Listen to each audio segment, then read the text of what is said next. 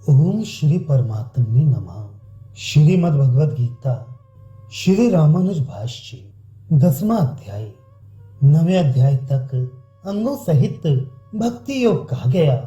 अब भक्ति की उत्पत्ति और उसकी वृद्धि के लिए ये बात विस्तार पूर्वक कहते हैं कि भगवान के निरंकुश स्वतंत्र ऐश्वर्य आदि कल्याण में गुणगण अनंत हैं। संपूर्ण जगत उन्हीं का शरीर होने के कारण वे ही उसकी आत्मा हैं, इसलिए इसके प्रवर्तक भी वे ही हैं। श्री भगवान बोले, महाबाहो अर्जुन, फिर भी मेरे श्रेष्ठ वचन को सुन, जो मैं सुनकर प्रसन्न होने वाले तुझ भक्त के लिए तेरे हित की कामना से कहूंगा। रामानुज भाष्य। मेरे महात्म्य को सुनकर अत्यंत प्रसन्न होने वाले तुझ भक्त के लिए मेरी भक्ति की उत्पत्ति और वृद्धि रूप तेरे हित की कामना से मैं फिर भी अपने महात्म्य विस्तार संबंधी जो श्रेष्ठ वचन कहूंगा उनको तू सावधान चित्त से सुन। दूसरा श्लोक। न देवतागण मेरे प्रभाव को जानते हैं और न महर्षिगण, क्योंकि मैं देवताओं और महर्षियों का सब प्रकार से आदि हूं। रामानुज भाष्य। देवतागण और महर्षिगण जो इंद्रियातीत विषयों को भी जानने वाले अधिकतर ज्ञान से संपन्न हैं, वे भी मेरे प्रभाव यानी प्रभाव को नहीं जानते। मेरे नाम, कर्म, स्वरूप और स्वभाव आदि को नहीं जानते, क्योंकि उन देवों और महर्षियों का सभी प्रकार से मैं ही आदि हूँ। उनके स्वरूप का और ज्ञान शक्ति आदि का भी मैं ही आदि हूँ। देवत्व, देव ऋषित्व आदि के कारण रूप पुण्यों के अनुसार मेरे द्वारा प्रदान किया हुआ उनका ज्ञान परमित है, इसलिए वे परमित ज्ञान वाले होने से मेरे स्वरूप आदि को यथार्थ रूप से नहीं जानते। देव आदि के लिए अचिंत्य मेरे यथार्थ स्वरूप के विषय का वे ज्ञान भक्ति की उत्पत्ति के विरोधी पापों को नष्ट करने का उपाय है, ये बतलाते हैं। तीसरा श्लोक। मनुष्यों में मोह से रहित हुआ जो भक्त मुझको अजन्मा, अनादि और लोकों का महान ईश्वर जानता है, वह सब पापों से छूट जाता है। रामानुज भाष्य। जिसका जन्म ना हो उसे अज कहते हैं। इससे विकारी अचेतन वस्तु मात्र की अपेक्षा और उस अचेतन जड़ वस्तु समुदाय से लिप्त सांसारिक चेतनों जीवों की अपेक्षा भी भगवान की विजातीयता विलक्षणता बतलाई गई है, क्योंकि संसारी चेतन का कर्म जनित अचेतन संसर्ग रूप जन्म होता है। जो आदि युक्त अज मुक्तात्मा है, उनकी अपेक्षा भगवान की विजातीयता विलक्षणता अनादि इस पद से बतलाई गई है, क्योंकि मुक्तात्मा पुरुषों का अजत्व आदि वाला है। उनका त्यागने योग्य जड़ पदार्थों के साथ पहले से संबंध था, इसलिए उनके अजत्व को आदि मत कहना उचित है। अतः अनादि इस पद से यह सूचित करते हैं कि भगवान वैसे आदि मत अजत्व के योग्य नहीं है। उनका अजत्व उससे विलक्षण है, इस कारण ही उनमें उसका विरोधीपन निर्वध्यम आदि श्रुति से बतलाया जाता है। इस प्रकार मेरा स्वरूप त्याज्य पदार्थों के संबंध का सर्वथा विरोधी है, इसलिए उनका मुझ में होना असंभव है। ऐसे मुझ परमेश्वर को मनुष्यों में जो असम्पूर्ण मोह रहित पुरुष लोक महेश्वर लोकेश्वरों का भी ईश्वर जानता है, वे मेरी भक्ति की उत्पत्ति के विरोधी समस्त पापों से मुक्त हो जाता है।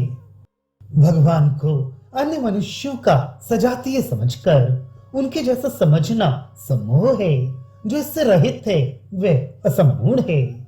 कहने का अभिप्राय यह है कि जगत में मनुष्यों का राजा किसी कर्म के कारण मनुष्यों के आधिपत्य को प्राप्त होने पर भी दूसरे मनुष्यों का सजातीय ही होता है।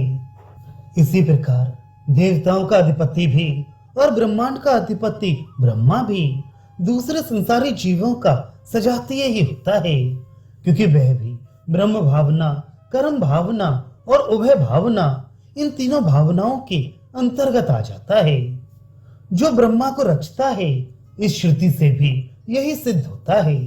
वैसे ही और भी जो कोई अड़मा आदि सिद्धियों को प्राप्त योगी है, वे भी अन्य जीवों के सजातीय ही हैं। परंतु ये लोक महेश्वर परम पुरुष कार्य कारण अवस्था में स्थित अचेतन समुदाय से तथा बद्ध और मुक्त चेतन समुदाय से जो कि इसके शासनाधीन है, उन सबसे विजातीय है। क्योंकि समस्त त्याज्य वस्तुओं के विरोधी असीम अतिशय असंख्य कल्याण गुणगण उसमें निरंतर विराजमान रहते हैं और सबका नियमन करना ही उसका स्वभाव है।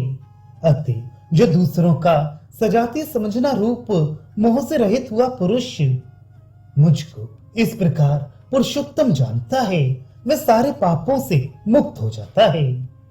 इस प्रकार भगवान अपने स्वरूप और स्वभाव को समझने से भक्ति की उत्पत्ति के विरोधी पापों का नाश और विरोधियों के नाश से ही यथार्थ भक्ति की उत्पत्ति का प्रतिपादन करके अब अपने ऐश्वर्य और कल्याण गुणगणों के विस्तार के चिंतन से भक्ति की वृद्धि का प्रकार बतलाते हैं। चौथा और पांचवा श्लोक बुद्धि, ज्ञान, असम्मोह, क्षमा, सत्य, दम, शम, सुख, दुख, भव, अभाव, भय और अभय, अहिंसा, समता, तुष्टि, तप, दान, यश, अपयश, प्राणियों के ये नाना भाव मनोवृत्तियां मुझसे ही होते हैं।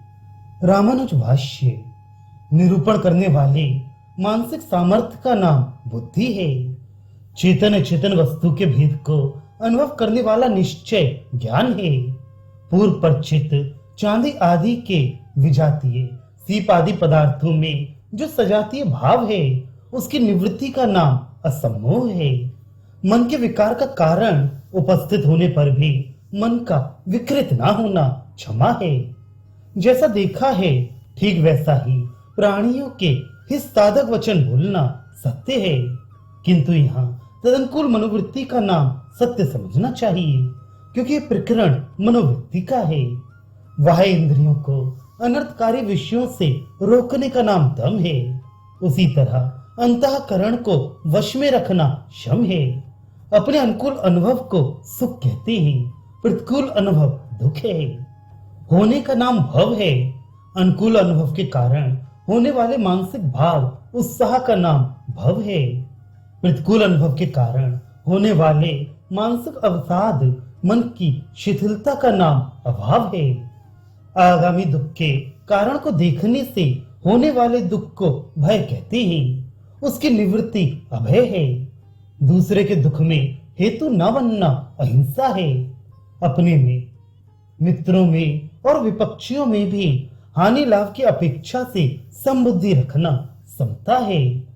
सभी दृष्ट आत्माओं में संतुष्ट भाव से रहना, किसी की भी उन्नति में ईर्ष्या ना करना तुष्टि है। शास्त्रानुकूल भोगों के संकोच रूप काय क्लेश का नाम तप है। अपनी भोग्य वस्तुओं को दूसरों के लिए दे देना दान है।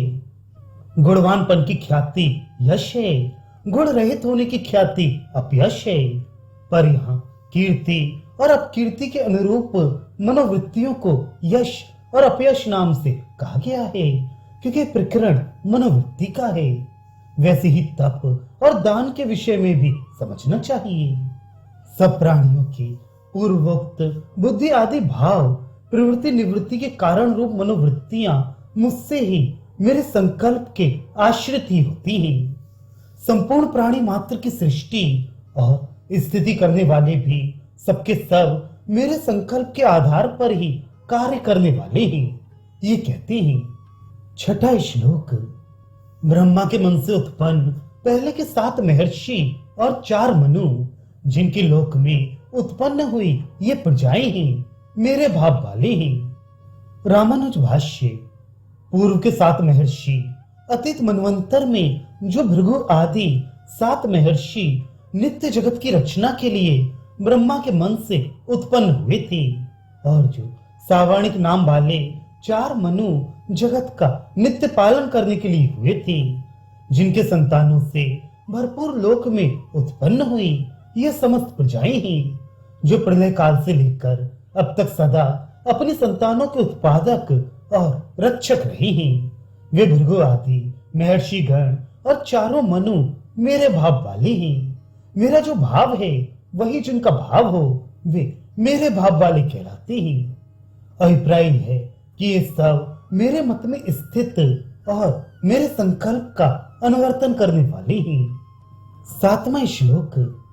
जो मेरी इस विभूति को और कल्याण गुणगण रूप योग को तत्व से जानता है वह अचल भक्ति योग से युक्त होता है, इसमें संशय नहीं है। रामानुज भाष्य। ऐश्वर्य को विभूति कहते हैं।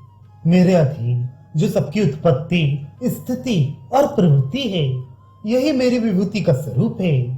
ऐसी मेरी इस विभूति को और त्याज्य अवगुणों के विरोधी कल्याणमय गुणगण रूप मेरे योग को जो तत्व से जानता है वह निश्चल भक्ति योग से युक्त होता है, इसमें संशय नहीं है।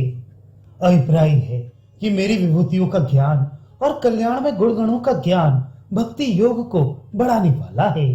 यह बात तू स्वयं प्रत्यक्ष देख लेगा। विभूति ज्ञान की परिपक्व दशा रूप भक्ति की वृद्धि को दिखलाते हैं। 8वां श्लोक। मैं सबकी उत्पत्ति का कारण हूँ, सब मुझसे ही प्रवृत्त किए जाते हैं। ऐसा जानकर भाव समन्वित ज्ञानी भक्त मुझको भजते हैं। रामानुज भाष्य। मैं इस समूचे आश्चर्यमय जड़ चेतन प्रपंच का प्रभाव इसकी उत्पत्ति का कारण हूँ। सब मुझसे ही प्रवर्तित किए जाते हैं। उनके कर्मानुसार मैं ही उनका संचालन करता हूँ। मेरे इस स्वाभाविक अंकुश रहित सर्वतंत्र स्वतंत्र ऐश्वर्य को तथा स्वशील सौंदर्य वात्सल्य आदि कल्याणमय गुणगण रूप योग को समझकर भावयुक्त ज्ञानी भक्त मुझ संपूर्ण कल्याण गुण समन्वित परमेश्वर को भजते हैं। मन की वृत्ति विशेष का नाम भाव है। अभिप्राय यह है कि अत्यंत स्पृहा से मुझ में तन्मय होकर मुझे भजते हैं। कैसे भजते हैं? 9वां श्लोक।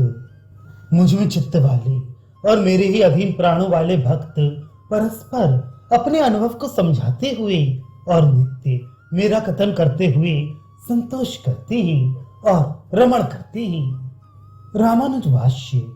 मन चित्त अर्थात मन को निरंतर मुझ में प्रविष्ट किए रहने वाले तथा मदगत प्राण अर्थात मेरे अधीन जीवन वाले अर्थात मेरे बिना जीवन धारण ना कर सकने वाले मेरे भक्त अपने अपने अनुभव में आए हुए मेरे गुणों को परस्पर समझाते हुए और मेरे दिव्य रमणीय कर्मों का वर्णन करते हुए संतुष्ट होते हैं और रमण करते हैं। अभिप्राय यह है कि वक्तागण जिसके अतिरिक्त अन्य कुछ भी प्रयोजन नहीं है ऐसे उस मेरे गुण प्रवचन से संतुष्ट हो जाते हैं और श्रोतागण उस असीम अतिशय प्रिय गुण श्रवण से परम आनंद लाभ करते हैं। 10वां श्लोक। उस निरंतर मुझ में लगे हुए भजन करने वाले भक्तों को मैं प्रीत पूर्वक वह बुद्धि योग देता हूँ कि जिससे वे मुझको प्राप्त हो जाते हैं। रामानुज भाष्य। उन निरंतर लगे हुए निरंतर मेरा सहयोग चाहने वाले और मेरा भजन करने वाले भक्तों को मैं वही परिपक्व अवस्था को प्राप्त बुद्धि योग बड़े प्रेम के साथ देता हूँ जिससे वे मुझे प्राप्त हो जाते हैं। तथा 11वां श्लोक। उन्हीं पर अनुग्रह करने के लिए मैं उनके आत्मभाव में स्थित होकर उनके अज्ञान से उत्पन्न अंधकार को प्रज्वलित ज्ञान दीपक से नाश कर देता हूँ। रामानुज भाष्य। उन्हीं पर अनुग्रह करने के लिए उनके आत्मभाव में स्थित उनके मनोवृत्ति में प्रकट रूप से विराजमान मैं अपनी कल्याण में गुणगणों को प्रकट करके अपने विषय के ज्ञान रूप प्रकाश में दीपक के द्वारा उनको जो पूर्व अभ्यस्त ज्ञान विरोधी प्राचीन कर्मरूप अज्ञान से उत्पन्न मुझसे अतिरिक्त लौकिक विषयों में प्रीत रूप अंधकार है उसका नाश कर देता हूँ। इस प्रकार अन्य सबसे विजातीय विलक्षण और श्रवण करने वालों को अतिशय आनंदजनक भगवान के असाधारण कल्याण में गुणगण रूप योग को और उनके ऐश्वर्य के विस्तार को सुनकर उसे अधिक विस्तार पूर्वक सुनने की इच्छा वाला अर्जुन बोला। 12वां और 13वां श्लोक। अर्जुन बोला, आप पर ब्रह्म, परम धाम और परम पवित्र हैं। सब ऋषि और देवऋषि नारद, असित, देवल, व्यास आपको शाश्वत दिव्य पुरुष, अजन्मा, व्यापक, आदिदेव कहते हैं और आप स्वयं भी मुझे ऐसा ही कहते हैं। रामानुज भाष्य। श्रुतियां जिसको परम ब्रह्म, परम धाम और परम पवित्र कहती हैं वे आप ही हैं। श्रुति इस प्रकार कहती है, जिससे ये सब प्राणी उत्पन्न होते हैं, उत्पन्न होकर जिसमें जीवन धारण करते हैं और अंत में मरकर जिसमें लय होते हैं, उसको जानने की इच्छा करो। वह ब्रह्म है। ब्रह्मवेत्ता परम पुरुष को प्राप्त करता है। वह जो उस परम ब्रह्म को जानता है वह ब्रह्म ही हो जाता है।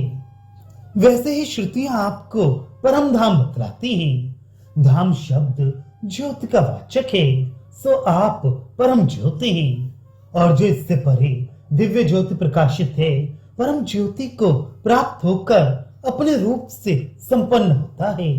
देवता लोग उसको ज्योतियों का भी ज्योति मानते हैं। ऐसे ही श्रुतियां आपको परम पवित्र, स्मरण करने वाले के समस्त पाप संबंध का अभाव और पापों का नाश करने वाला परम पावन कहती हैं। जैसे कमल के पत्ते में जल लिप्त नहीं होता, इसी तरह ऐसे ज्ञानी में पाप कर्म लिप्त नहीं होते। जैसे सरकंडे की सीख के अगर भाग में स्थित रुई अग्नि में डालते ही भस्म हो जाती है, वैसे ही इसके समस्त पाप भस्म हो जाते हैं। नारायण परम ब्रह्म है, नारायण परम तत्व है, नारायण परम ज्योति है और नारायण परमात्मा है। इस प्रकार श्रुतियां कहती हैं। इसके अतिरिक्त श्रेष्ठ, निकृष्ट, संपूर्ण तत्व को यथार्थ जानने वाले ऋषि गण भी आपको ही शाश्वत दिव्य पुरुष, अजन्मा, व्यापक तथा आदिदेव बतलाते हैं। वैसे ही देवऋषि नारद, असित, देवल और वेद व्यास भी कहते हैं। जैसे कि क्षीर सागर में निवास करने वाले ये साक्षात श्रीमान नारायण शेष शैया को छोड़कर यहाँ मथुरापुरी में आ गए हैं। वहाँ परम पवित्र द्वारावती पुरी है, जहाँ भगवान मधुसूदन निवास करते हैं। वे देव साक्षात पुराण पुरुष हैं। वे ही सनातन धर्म हैं, जो वेद के जानने वाले ब्राह्मण हैं और जो अध्यात्म के जानने वाले पुरुष हैं। वे महात्मा श्री कृष्ण को सनातन धर्म रूप बतलाते हैं। गोविंद भगवान समस्त पवित्रों के भी परम पवित्र कहे जाते हैं। ये सब पुण्यों के भी पुण्य हैं और मंगलों के भी मंगल हैं। देवों के देव, त्रिभुवन व्यापी सनातन भगवान, कमल नेत्र, अचिंत स्वरूप श्री हरि मधुसूदन उस द्वारका में ही रहते हैं तथा पार्थ, जहाँ सनातन परमात्मा नारायण देव हैं, वही समस्त जगत और संपूर्ण तीर्थ स्थान विद्यमान हैं। वही परम पुण्य, वही परम ब्रह्म, वही तीर्थ और वही तपोवन है तथा वही सब देव ऋषि, सिद्ध और तपोधन पुरुष रहते हैं, जहाँ महायोगी भगवान आदिदेव मधुसूदन विराजते हैं। वे स्थान पुण्यों का भी पुण्य है, इसमें तुझे जरा भी संदेह नहीं होना चाहिए। वे श्री कृष्ण ही सब लोगों की उत्पत्ति और प्रलय के स्थान हैं। ये संपूर्ण चराचर जगत श्री कृष्ण के लिए ही प्रकट हुआ है और आप स्वयं भी यही बात मुझसे कहती हैं। 14वां श्लोक। केशव, आप जो कुछ मुझसे कहते हैं वह सब मैं सत्य तत्व मानता हूँ, क्योंकि आपके व्यक्ति को हे भगवान न देवता जानते हैं और न दानव। रामानुज भाष्य। अतः यह सब जो कि आप मुझे दूसरों की समानता से रहित अपार अतिशय अपने स्वाभाविक ऐश्वर्य और कल्याण में गुणगणों की अनंतता बतला रहे हैं, इसे मैं यथार्थ वस्तु स्थिति का वर्णन मानता हूँ। प्रशंसा आदि के लिए कही हुई बात नहीं मानता। इसलिए हे भगवान, हे नृत्य ज्ञान, शक्ति, बल, ऐश्वर्य, वीर और तेज के भंडार, आपकी व्यक्ति को प्रकट होने की रीति को सीमित ज्ञान वाले होने के कारण देवता और दानव गण भी नहीं जानते। 15वां श्लोक। पुरुषोत्तम, भूत भावन, भूतेश, देवदेव, जगन्नाथ, आप स्वयं ही अपने ज्ञान से अपने आप को जानते हैं। रामानुज भाष्य। हे पुरुषोत्तम, अपने आप को आप स्वयं ही अपने ज्ञान के द्वारा जानते हैं।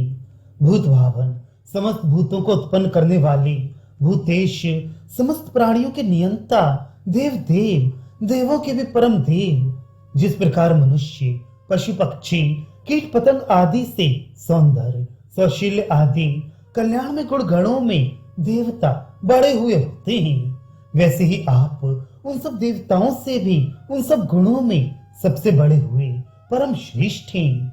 जगतपति जगन्नाथ। 16वां श्लोक। जिन विभूतियों से इन लोकों को व्याप्त करके आप स्थित हैं, उन अपनी दिव्य विभूतियों का संपूर्णता से वर्णन करने में आप ही समर्थ हैं। रामानुज भाष्य। आपकी जो दिव्य असाधारण विभूतियां हैं, जिन अनंत विभूतियों से नियंत्रण करने योग्य विशेष शक्तियों से युक्त होकर आप इन सब लोकों को नियंता रूप से व्याप्त करके स्थित हो रही हैं, उन सब का संपूर्णता से वर्णन आप ही कर सकती हैं। अभिप्राय यह है कि आप ही उनको प्रकाशित कीजिए। उनका प्रकाशन किस लिए किया जाए, इस पर कहती हैं। 17वां श्लोक। भगवान, मैं भक्ति योगी सदा आपका चिंतन करता हुआ आपको कैसे जानूं, और आप मुझसे किन किन भावों में चिंतन किए जाने के योग्य हैं। रामानुज भाष्य।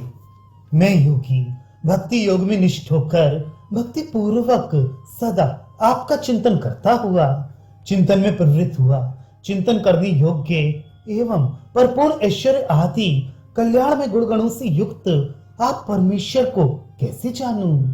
पूर्वोक्त बुद्धि और ज्ञान आदि भावों के अतिरिक्त जिनका वर्णन नहीं किया गया, ऐसे कौन कौन से भावों में मुझे आपका नियंता रूप से चिंतन करना चाहिए। 18वां श्लोक। जनार्दन, अपनी योग और विभूति को विस्तार पूर्वक आप फिर कहिए, क्योंकि आपके महात्म्य रूप अमृत को सुनते सुनते मेरी तृप्ति नहीं हो रही है। रामानुज भाष्य। अहम सर्वस्य प्रभवो मत्ता सर्वे प्रवर्तते। इस प्रकार संक्षेप में कहे हुए आपके सृष्टिकर्ता आदि गुण रूप योग को और विभूति को, नियमन करने योग्य भावों को फिर विस्तार पूर्वक कहिए। आपके द्वारा कहे हुए आपके महात्म्य रूप अमृत को सुनते सुनते, कानों से पीते पीते मैं तृप्त नहीं होता हूँ। यहाँ ही का ये अभिप्राय है कि मेरी अतृप्ति को आप ही जानते हैं। 19वां श्लोक। श्री भगवान बोले, अर्जुन, अब मैं तुझे अपनी कल्याणमय विभूतियों को प्रधानता से कहूंगा, क्योंकि मेरे विभूतियों के विस्तार का अंत नहीं है। रामानुज भाष्य।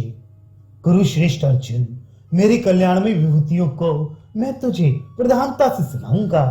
यहाँ प्राधान्य शब्द से उत्कृष्टता का प्रतिपादन करना अभीष्ट है, क्योंकि प्रोत्साहचा मुख्य माम इस प्रकार आगे कहेंगे। अभिप्राय यह है कि संसार में अपनी कुछ श्रेष्ठ विभूतियों को बतलाऊंगा, क्योंकि मेरी विभूतियां अनंत हैं, इसलिए उनका ना तो विस्तार से कहना शक्य है और न सुनना ही। यहाँ भगवान के नियमन में रहने वाली समस्त जड़ चेतन वस्तुओं का नाम विभूति है, क्योंकि समस्त भूतों के नाना प्रकार के बुद्धि आदि भाव मुझसे ही होते हैं। ऐसा कहकर एताम विभूति योगम च मम यो वेत्ति तत्वतः इस प्रकार प्रतिपादन किया गया है। इसलिए यही सभी चिन्ह है कि वहां योग शब्द से निर्दिष्ट भगवान के सृष्टापद आदि गुण हैं, और विभूति शब्द के द्वारा निर्दिष्ट वे पदार्थ हैं जो भगवान द्वारा प्रेरित किए जाने योग्य हैं। वहां आत्म रूप से सब में स्थित होकर सब भूतों का यथा योग्य संचालन रूप जो नियमन है यह तथा सबके सृजन, पालन और संहार का कर्तापन भी योग शब्द से निर्दिष्ट है। यह बात स्पष्ट रूप से कहती है। 20वां श्लोक। अर्जुन, सब भूतों के हृदय में स्थित आत्मा मैं हूँ और मैं ही सारे भूतों का आदि, मध्य और अंत हूँ। रामानुज भाष्य। मेरे शरीर रूप सभी भूतों के हृदय में मैं आत्म रूप से स्थित हूँ। शरीर का जो सब प्रकार से आधार, नियंता, शेषी, स्वामी हो, उसका नाम आत्मा है। श्रुतियां भी कहती हैं कि जो सब भूतों में स्थित होकर समस्त भूतों की अपेक्षा आंतरिक है, जिसको सब भूत नहीं जानते, सब भूत जिसके शरीर हैं, तथा जो सब भूतों के अंदर रहकर उनका नियमन करता है, वह सर्वांतर्यामी अमृत तेरा आत्मा है। जो आत्मा में स्थित होकर आत्मा की अपेक्षा भी आंतरिक है, जिसको आत्मा नहीं जानता। आत्मा जिसका शरीर है, जो आत्मा के अंदर रहकर उसका नियमन करता है, वह अंतर्यामी अमृत तेरा आत्मा है। इस प्रकार सब भूतों में आत्म रूप से स्थित हुआ मैं उन सबका आदि, मध्य और अंत हूँ, अर्थात उनकी उत्पत्ति, स्थिति और प्रलय का कारण हूँ। इस प्रकार अपनी आत्मा रूप से स्थित होना ही उन व्यक्तिवाचक शब्दों के द्वारा समान भाव से भगवान का निर्देश किए जाने में कारण है। यह बात प्रतिपादन करके अब उन विभूतियों के भेदों का समानाधिकरण पूर्वक वर्णन करते हैं, क्योंकि भगवान सबके आत्म रूप से स्थित हैं। इसलिए समस्त शब्दों का परिवर्तन उन्हीं में होता है। जैसे कि देव, मनुष्य, पक्षी और वृक्ष इत्यादि शब्द शरीरों का प्रतिपादन करते हुए उन शरीरों की आत्मा में परिवर्तित होते हैं। भगवान का उन जड़ चेतन पदार्थ के आत्मा रूप से स्थित होना ही उनके वाचक शब्दों की समानाधिकरणता में कारण है। इस प्रकार सबका अपने से रहित ना होना, अपने बिना उनका ना होना बताकर कहेंगे। इससे भगवान का नियामक होना सिद्ध होता है तथा भगवान से रहित किसी का ना होना नियमता के ही कारण है। ये आरंभ में इस प्रकार कहा गया है कि मत्ता सर्वे प्रवर्तते। 21वां श्लोक। आदित्यों में मैं विष्णु, ज्योतियों में किरणों वाला सूर्य, मर्तों में मरीच और नक्षत्रों में चंद्रमा मैं हूँ। रामानुज भाष्य। 12 की गणना में गिने जाने वाले आदित्यों में 12वां जो सबसे श्रेष्ठ विष्णु नामक आदित्य है, वह मैं हूँ। ज्योतियों में, जगत के प्रकाशकों में जो किरणों वाला सूर्य आदित्य गण है, वह मैं हूँ। मर्तों में उत्कृष्ट जो मरीच है, वह मैं हूँ। नक्षत्रों का पति चंद्रमा मैं हूँ।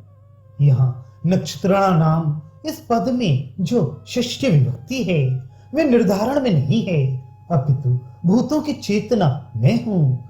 इस वाक्य की भांति इसका यह भाव है कि नक्षत्रों का स्वामी जो चंद्रमा है, वह मैं हूँ। 22वां श्लोक। मैं वेदों में साम वेद हूँ, देवताओं में इंद्र हूँ, इंद्रियों में मन हूँ और भूतों की चेतना हूँ। रामानुज भाष्य।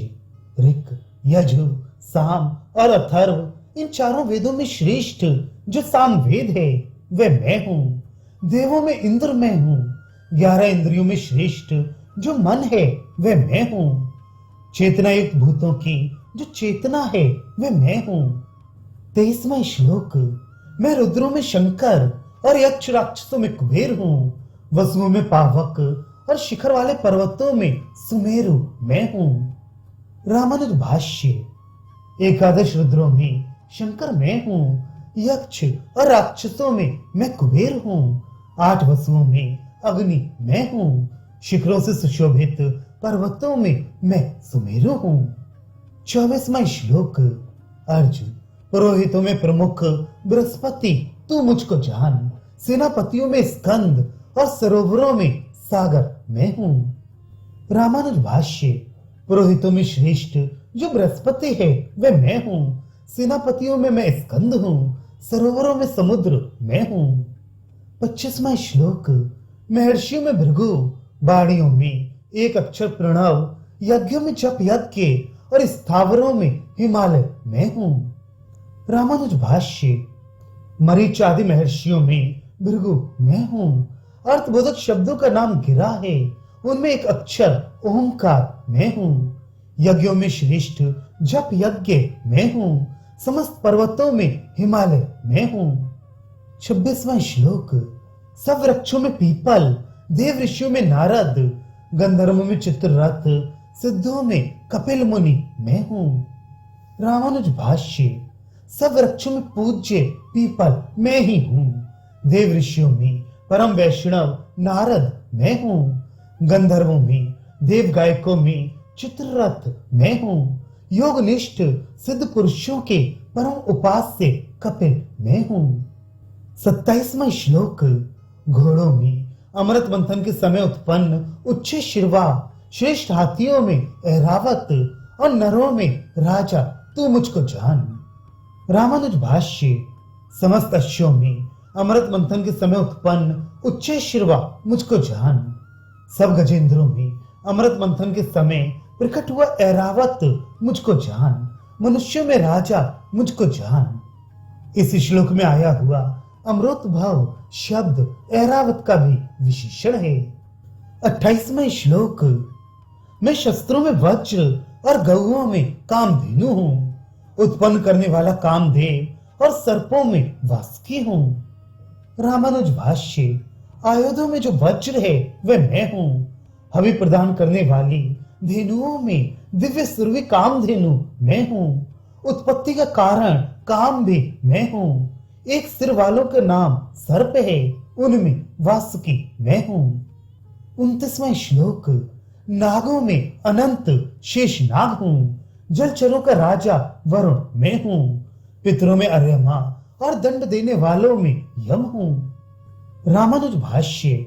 बहुत सिर वालों का नाम नाग है, उनमें शेष नाग मैं हूं। जलचरों का नाम यादस है, उनका राजा वरुण मैं हूं। दंड देने वालों में मैं यम हूं। 30वां श्लोक। मैं दैत्यों में प्रहलाद हूं। गिनती करने वालों में काल हूं। मृगों में मृगेंद्र सिंह हूं और पक्षियों में गरुड़ मैं हूं। रामानुज भाष्य। अनर्थ प्राप्ति कराने की इच्छा से जो जीवों की आयु की गणना करते हैं, उनमें मृत्यु नामक काल मैं हूं और सब स्पष्ट है। 31वां श्लोक। मैं गमन करने वालों में पवन और शस्त्रधारियों में राम हूं। मछलियों में मगर और नदियों में श्री गंगा जी मैं हूं। रामानुज भाष्य। गमन करने के स्वभाव वालों में पवन मैं हूं। शस्त्रधारियों में राम मैं हूं। आदित्य आदि सब जीव उनमें आत्म रूप से स्थित भगवान के शरीर रूप होने से धर्म रूप हैं, इसलिए उनका विभूतियों में गणना करना भी शस्त्रधारीपन की भांति ही समझना चाहिए। 32वां श्लोक। अर्जुन। सर्गों का आदि मध्य और अंत मैं ही हूं। विद्याओं में अध्यात्म विद्या और विवाद करने वालों में वाद मैं हूं। रामानुज भाष्य। जिनका सृजन किया जाए उनका नाम सर्ग है, उनका आदि कारण मैं हूं। सदा सृजन किए जाने वाले सब प्राणियों के जो भिन्न भिन्न स्थानों पर पृथक पृथक सृष्टा हैं, वे सृष्टा मैं ही हूं। इसी प्रकार अंत हूं। सदा नष्ट होने वालों के जो पृथक पृथक संहार करने वाले हैं, वे भी मैं ही हूं। मध्य का अर्थ यह पालन है, अर्थात सदा पालन किए जाने वाले सब प्राणियों के जो पृथक पृथक पालन करता है, वे मैं ही हूं। कल्याण साधन रूपा विद्याओं में परम कल्याण साधन रूपा अध्यात्म विद्या मैं हूं। जल विदंडा आदि विवाद करने वालों का जो तत्व निर्णय के लिए किया जाने वाला वाद है, वह मैं हूं। 33वां श्लोक। अक्षरों में आकार और समासों के समूह में द्वंद्व नामक समास हूं। मैं ही अक्षय काल हूं। मैं ही चारों ओर मुख वाला विधाता ब्रह्मा हूं। रामानुज भाष्य। सब वर्णों में आकार, जो कि आकार ही सब वाणी है, इस श्रुति से प्रसिद्ध सब वर्णों का कारण है, वह मैं हूं। समास समूह का नाम सामासिक है। उसमें द्वंद्व नामक समास मैं हूँ, क्योंकि उसमें दोनों पदों के अर्थ प्रधान होते हैं, इसलिए वे श्रेष्ठ है। कला मुहूर्त आदि विभाग वाला अविनाशी काल मैं ही हूँ। सबका सृजन करने वाला चतुर्मुख ब्रह्मा मैं हूँ। 34वां श्लोक। सबका हरण करने वाला मृत्यु और उत्पन्न होने वालों की उत्पत्ति रूप कर्म मैं हूँ। नारियों में श्री, कीर्ति, वाणी, स्मृति, मेधा, धृति और क्षमा मैं हूँ। रामानुज भाष्य। सबके प्राणों का हरण करने वाला मृत्यु भी मैं ही हूँ। उत्पन्न होने वालों का उत्पत्ति रूप कर्म भी मैं ही हूँ। स्त्रियों में श्री मैं हूँ, कीर्ति मैं हूँ, वाणी मैं हूँ, स्मृति मैं हूँ, मेधा मैं हूँ, धृति मैं हूँ और क्षमा भी मैं हूँ। 35वां श्लोक। मैं सामों में बृहस्साम, छंदों में गायत्री, मासों में मार्गशीर्ष और ऋतुओं में वसंत ऋतु हूँ। रामानुज भाष्य। सामों में व्रत नामक साम मैं हूँ, छंदों में गायत्री मैं हूँ, 6 ऋतुओं में कुसुमा का वसंत मैं हूँ। 36वां श्लोक। छल करने वालों का जुआ, तेजस्वियों का तेज, जीतने वालों की जीत, निश्चय करने वालों का निश्चय और सत्यशीलों का सत्य मैं हूँ। रामानुज भाष्य। छल करने वालों के जो छल के आश्रय हैं, उनमें से पासे आदि से खेला जाने वाला जुआ मैं हूँ। जीतने वालों की विजय हूँ, निश्चय करने वालों का निश्चय हूँ और सत्ययुक्त पुरुषों का सत्य महान मनस्वीपन हूँ। 37वां श्लोक।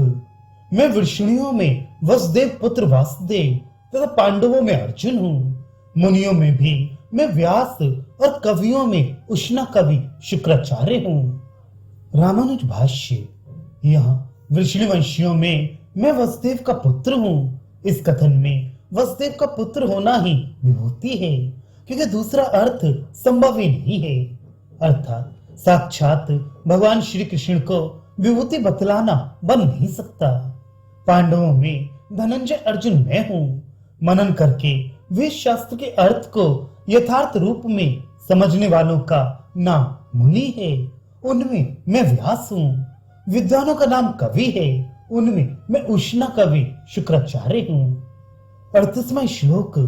दंड देने वालों का दंड हूँ, जय की इच्छा वालों की नीति हूँ, गुहों में मौन और ज्ञान वालों का ज्ञान मैं ही हूँ। नियम का अतिक्रमण करने पर दंड देने वालों का दंड मैं हूँ।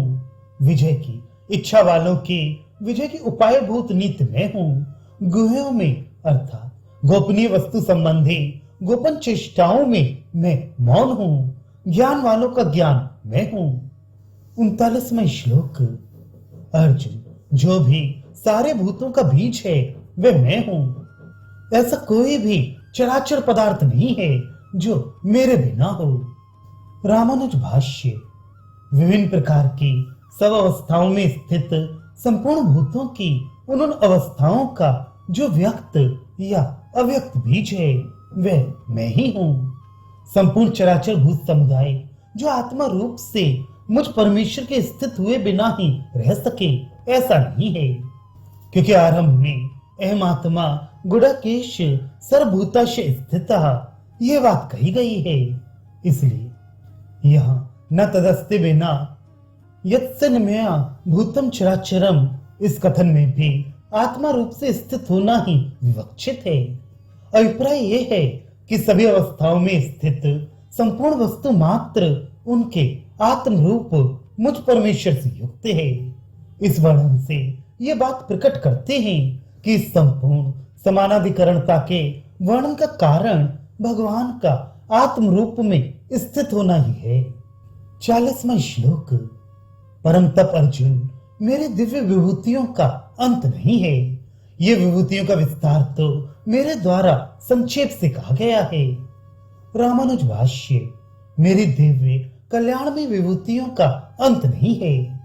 ये कितनी उपाधियों से युक्त मेरी विभूतियों का विस्तार तो मैंने तुझे संक्षेप से बतलाया है। 41वां श्लोक। जो जो भी विभूतिमान, श्रीमान और ऊर्जित है वह तू मेरे ही तेज के अंश से उत्पन्न हुआ जान। रामानुज भाष्य। जो जो विभूति युक्त ऐश्वर्य युक्त भूत समुदाय है अथवा श्रीमान कांतिमान धन धान्य से समृद्ध है या ऊर्जित कल्याण प्राप्ति के उद्योग में संलग्न है, उसको तू मेरे तेज के अंश की अभिव्यक्ति समझ। दूसरों को पराभूत करने की सामर्थ्य का नाम तेज है। अभिप्राय ये है कि उसे तू मुझ अचिंत्य शक्ति परमेश्वर की नियमन शक्ति के द्वारा मेरे एक देश की अभिव्यक्ति समझ। 42वां श्लोक। अथवा अर्जुन, इस बहुत जानने से तुझे क्या प्रयोजन है? इस संपूर्ण जगत को मैं अपने एक अंश से धारण करके स्थित हूं। रामानुज भाष्य। इस बतलाए जाने वाले बहुतेरे ज्ञान से हे अर्जुन तुझे क्या प्रयोजन है? कारण रूप में या कार्य रूप में स्थित हुआ ये जड़ चेतन रूप सारा स्थूल सूक्ष्म जगत अपने स्वरूप के सद्भाव में स्थिति में तथा प्रवृत्ति भेद में भी जिस प्रकार मेरे संकल्प का उल्लंघन न कर सके, उस प्रकार मैं अपनी महिमा के हजारों लाखों अंशों के एक अंश मात्र से इसे धारण करके स्थित हूं। जैसा कि भगवान पराशर जी ने कहा है, जिसके 10,000 भाग में से एक भाग के फिर 10,000 भाग करने पर बचे हुए अंश मात्र में संपूर्ण विश्व शक्ति स्थित है। इस प्रकार श्रीमान भगवान रामानुजाचार्य द्वारा रचित गीता भाष्य के हिंदी भाषा अनुवाद का 10वां अध्याय समाप्त हुआ।